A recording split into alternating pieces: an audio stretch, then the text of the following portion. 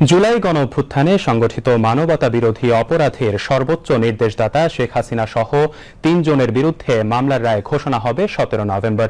বিচারপতি গোলাম মর্তুজা মজুমদারের নেতৃত্বাধীন আন্তর্জাতিক অপরাধ ট্রাইব্যুনাল ১-এর ৩ সদস্যের বিচারিক প্যানেল আজ এই তারিখ ধার্য করেন। ট্রাইব্যুনালের অপর ২ সদস্য হলেন বিচারপতি মোহাম্মদ শফিউল আলম মাহমুদ এবং অবসরপ্রাপ্ত জেলা দায়রা জজ মোহাম্মদ মহিতুল হক এনাম চৌধুরী। এর আগে দীর্ঘ ৫ মাসেরও বেশি সময় ধরে চলা বিচারিক প্রক্রিয়ার সকল ধাপের পর ২৩ অক্টোবর শেষ হয় এই মামলার আনুষ্ঠানিক বিচার কাজ। পরে সাংবাদিকদের ব্রিফ করেন চিফ প্রসিকিউটর মোহাম্মদ তাজুল ইসলাম। বলেন, অকাট্য ও প্রমাণ ও স্বচ্ছ প্রক্রিয়ার মধ্য দিয়ে সম্পন্ন হয়েছে ট্রাইব্যুনালের বিচার কাজ। প্রসিকিউশন এই মামলার আসামিদের সর্বোচ্চ শাস্তির রায় প্রত্যাশা করে বলেও জানান চিফ প্রসিকিউটর।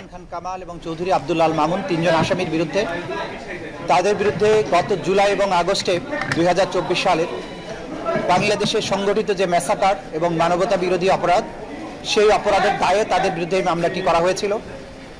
দীর্ঘ পথ পরিক্রমা শেষে, সাক্ষ্য গ্রহণ শেষে, উভয় পক্ষের যুক্তিতর্ক শেষে সেই মামলাটি এখন রায়ের জন্য প্রস্তুত হয়েছে। আজকে মাননীয় আদালত এই মামলাটির রায় ঘোষণার জন্য আগামী ১৭ই নভেম্বর সোমবার দিন নির্ধারিত করেছেন। ইনশাল্লাহ আগামী ১৭ই নভেম্বর সোমবার এই মামলাটির রায় ঘোষিত হবে।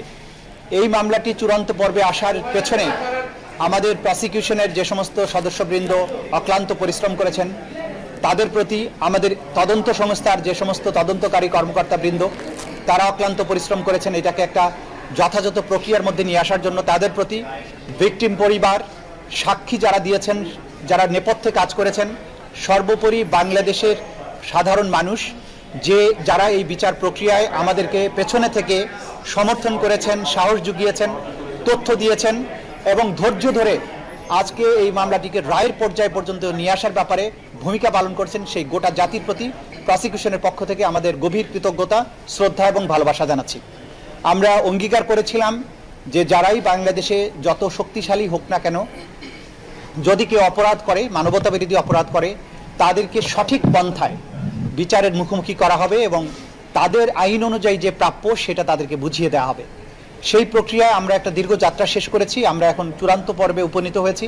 আশা করছি ইনশাআল্লাহ ১৭ই নভেম্বর আদালত তার সুবিবেচনা, তার প্রজ্ঞা প্রয়োগ করবেন এবং এই জাতির যে বিচারের জন্য আকাঙ্ক্ষা, যে তৃষ্ণা, সেটার প্রতি তারা সুবিচার করবেন এবং একটি সঠিক রায়ের মাধ্যমে বাংলাদেশে সংগঠিত মানবতা বিরোধী অপরাধের একটা ইতি ঘটাবেন এবং ভবিষ্যতের জন্য এই রায়টি ইনশাআল্লাহ দৃষ্টান্ত হয়ে থাকবে, তেমন একটি রায় আমরা প্রত্যাশা করছি।